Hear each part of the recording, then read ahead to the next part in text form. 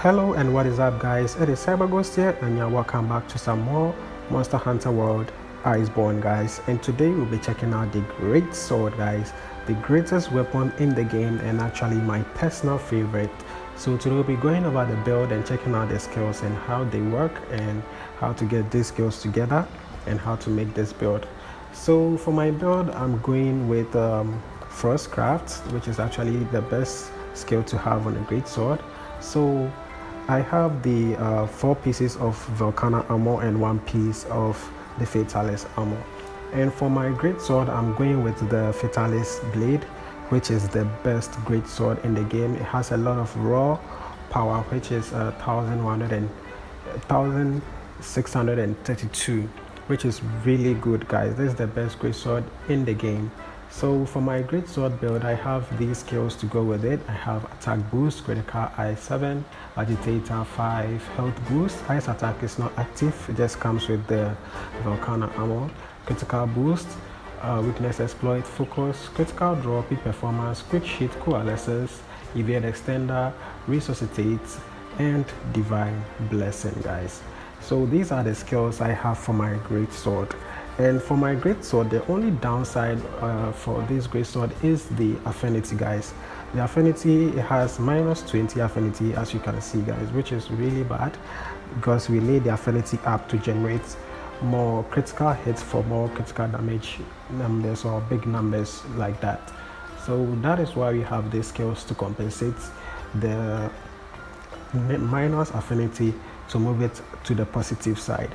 So I actually added some augments to my weapon to increase the affinity. So I have affinity 2 and health regen 3, and I have elemental status up 1. The elemental status up 1 is actually there because I have coalescence in my build, which I'll be talking about soon. So this is the augmentations I have on my great sword, guys. So for the skills, let's check out the skills. Attack boost, I would say that attack boost is, if you can't get it up to level 7, it's fine. When you get attack boost to up to level 4, it's actually good, because when you get attack boost to level 4, you get an affinity of 5%, and that is what we are looking for. We are looking for the affinity. As for the raw damage, we are good with a 1600, but I just got my attack boost to level 7 in order to add a bit more attack power to my great sword to make it a bit more OP. So if you can't get it to level 7, you can get it to level 4 and get your 5% affinity. Yes, guys. So also critical I have to max it out. I've maxed it out so that we can get our positive affinity to increase our critical damages. And also agitator, when it's activated, it grants you an attack power of 20 and an affinity of 10%. So right now I've boosted my affinity to the positive side, which is 25, but when agitator is activated, my affinity moves up to 35%, which is really good. Health boost, we have health boost and critical boost, guys. Critical boost is also a good skill for the great sword because the great sword does a lot of critical hits, especially when you do TCS wake up and normal TCS attacks and maybe draw attacks on wounded parts. Critical boost helps to deal more damage when you do critical hits. And also, guys, weakness exploit is also really good. When you have a part tenderized and you do a critical hit on it, you get an increased affinity on that hit and an extra damage on that wounded part, which is really OP for this build, guys. And also we have focus 3, which helps us to charge our slashes faster. This focus skill is really important for great sword users because anytime we are charging, we want to charge faster in order to avoid any interruptions from the monster. So focus 3 is really good. Level 1 charges fast, level 2 charges fast, and your TCS also charges faster, which is really good, guys. And also, guys, critical draw is also one of the most OP skills you can get for great sword, because the great sword is actually a hit, shield and run kind of tactics. So when you get critical draw, it actually boosts your critical attacks. So for this build, I have a single draw attack could get me about 500 or 400 damage, which is insane, guys. And also peak performance grants attack power plus 20 anytime my health is full, which is also an OP skill, guys.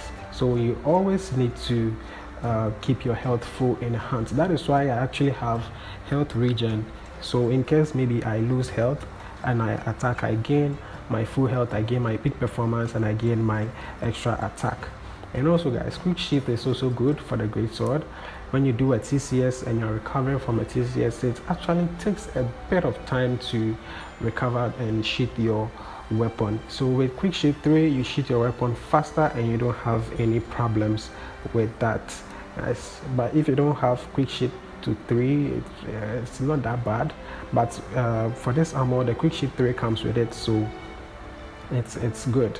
And also, guys, the coalescence. Yes, the coalescence.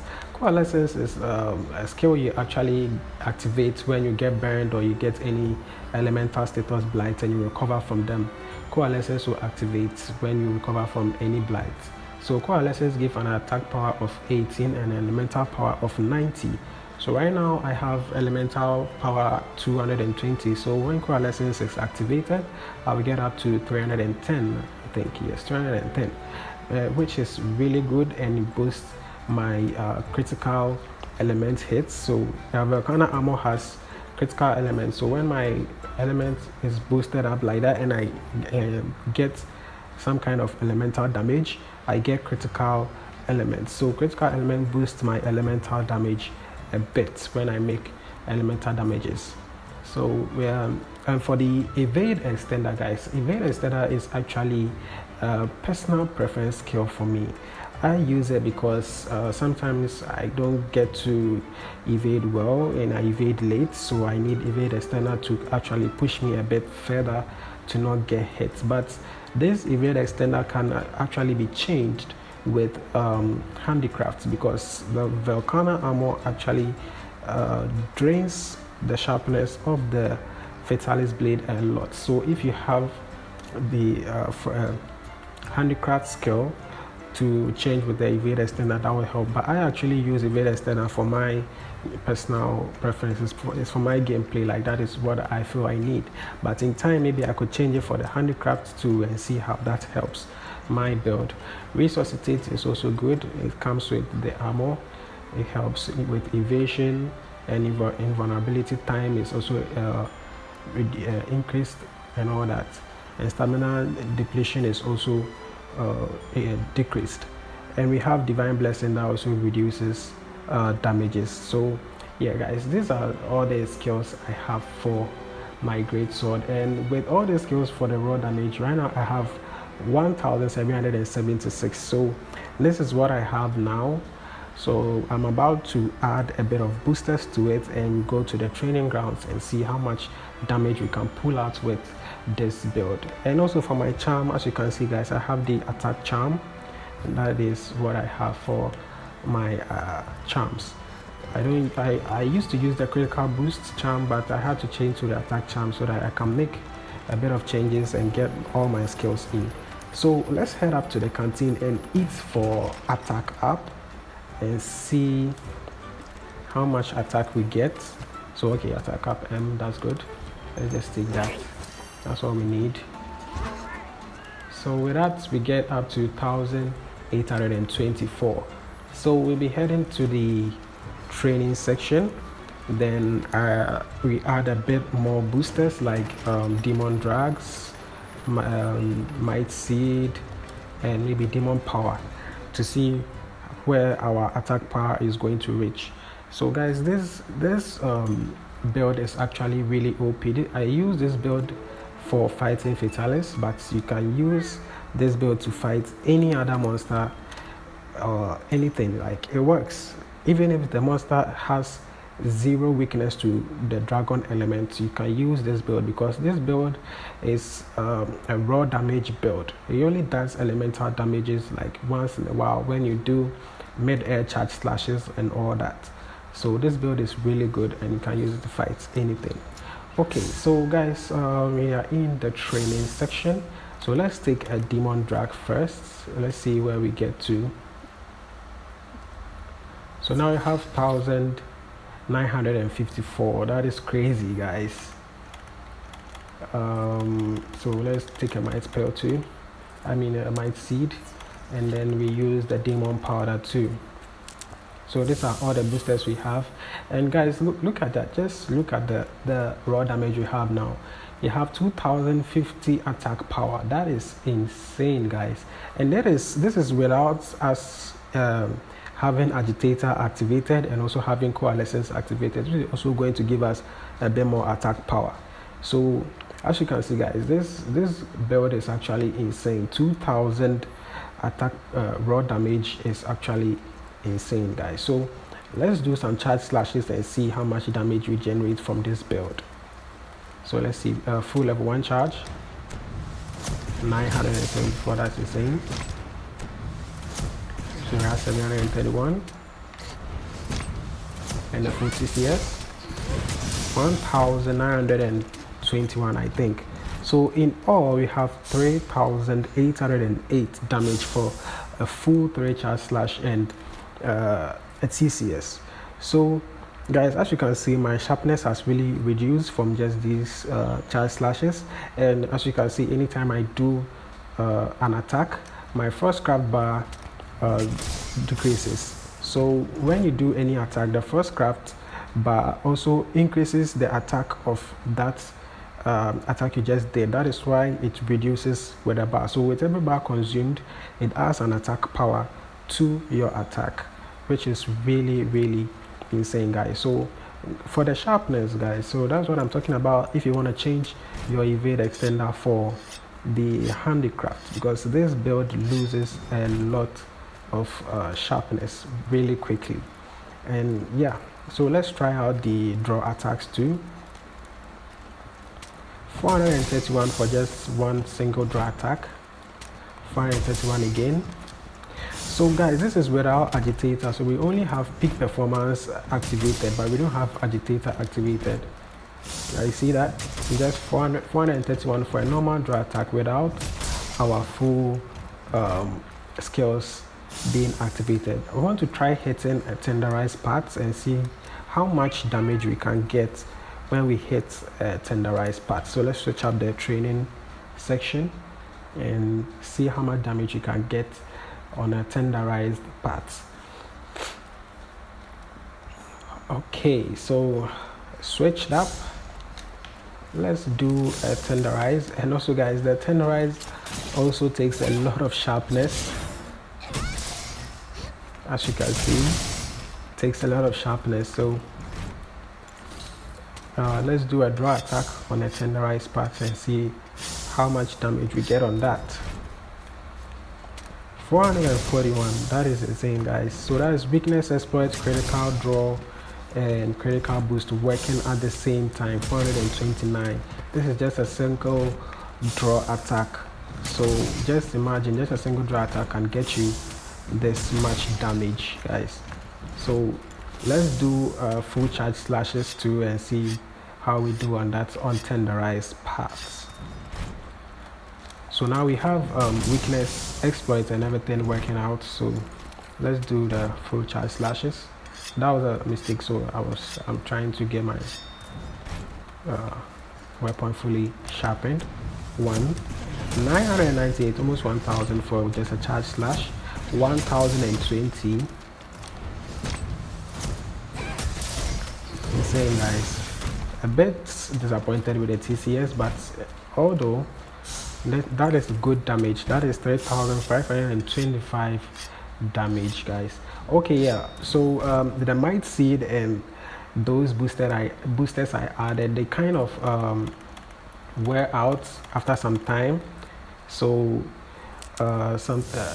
during the fight, maybe I've actually not timed how many minutes it takes for the might seed and the demon powder to wear off. But with the demon drag actually stays for the whole hunt until maybe you die or something. Then it wears off, and food skills too wears off when you die. But for the might seed and the demon powder, they wear off after some time. So after some time, you can choose to reuse them to get your attack power back to 2000. So just one charge slash gets 1000, another 1000 for another charge slash. Insane, guys. Now you see I have all the boosters in. I have my 2000 attack power, and that was 4225 damage, just like that, guys. It's insane. So this is my end game build, my final build, but I would be making other builds. Yes, I'll be making other builds. So let's see. I want to do this one. I don't know if we're gonna reach, but let's see. Okay, we reached.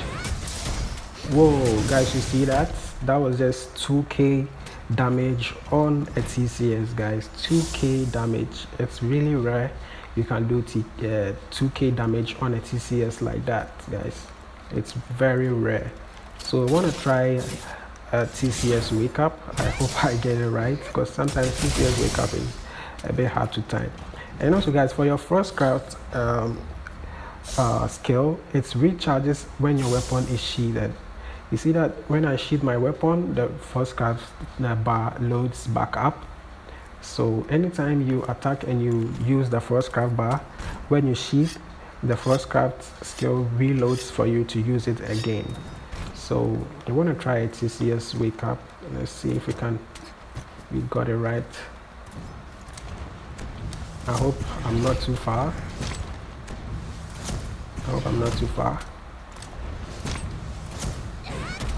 Okay, that's 1821, but we didn't hit the tenderized part. I want a tenderized part that we can hit easily, but let's see.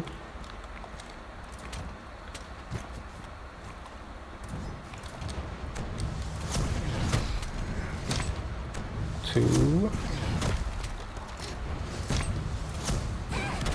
Oh, okay, that didn't that didn't get to the tenderized part either. I want to really hit the tenderized parts on the wake up, so let's try this one more time.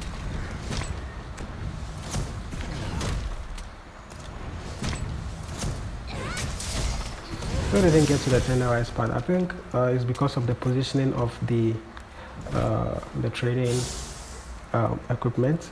But although, guys, we do a lot of damage when we hit the tenderized parts on the TCS wake up like that. So yeah, this is my build. This is my most insane greatsword build that I've made, and I'll be making other builds when I'm able to find a build that can give more damage than this build. I'll put that out too. And people may ask, why do we need first craft for greatsword and not any other armor? I've actually done experiment on using other armor like the Fatalis armor, like a different armor to build a greatsword, but anytime I do those, I don't get this kind of damage numbers from those builds. I don't get those kind of damage numbers. Like, I do get good damage numbers, but not these large damage numbers that I'm getting. Like, I don't even see 2k on a TCS. I don't see 2k on a TCS, but with this build, I see 2k on a TCS, which is insane. Just one charge slash up to 1000, guys. Another 1000. Insane, guys. 2007. So in case you have a tenderized part like that and you do a full TCS on it, this is the kind of damage you're gonna be dishing out in a fight. And this build is actually going to help you do more speed runs. If you want to do speed runs, this build will help you do more speed runs. This build actually helps me with the Fatalis fight a lot. I was able to get a 30 minutes run on Fatalis, but I'm still trying to see if we can go a bit higher than that. Yes, guys. So yeah, this is actually an insane build you should try out. And also, people will ask, why did I change out the first fang barrier skill out of it? The reason is that Fatalis actually doesn't have any weakness to stun. You can't stun Fatalis, but the first fang barrier skill doesn't have only the stun skill. It also comes with punishing draw, which is also good when you add it, but you will not get to stun Fatalis, but it will help you with your draw attacks. But I actually changed that to use the Fatalis armor to get more space to put in my jewels. So guys, let's check out my jewels too, and I want to show you how I put my jewels together. So these are my jewels. These are my jewels, guys. I've actually farmed a lot of jewels, which I'll be making a video on. If you want to farm jewels to like get a lot of jewels that you can use to make your builds, your perfect builds and all that, I'll be making a video on how to farm jewels. Yes, so these are my jewels. This is how I put my jewels together to get this insane build going. Yeah. And also, guys, I have this heavy artillery just here for fatalists when I'm using a cannon and something like that. So you don't need to add that if you're not fighting fatalists. If you're fighting fatalists, you can put this heavy artillery there to help you with the ballistic knockdown and all that. And also I have my divine blessing stuck into my rocksteady, because we all know that we take damage with the rocksteady and we can't move. So with that, when I have my rocksteady on, I have full divine blessing. So in case I get a hit that's going to kill me whilst I have my rocksteady on, divine blessing is going to help me out with that. Yes, guys. So with that said, yeah, this is my full build and this is my end game great sword build I wanted to share with you guys.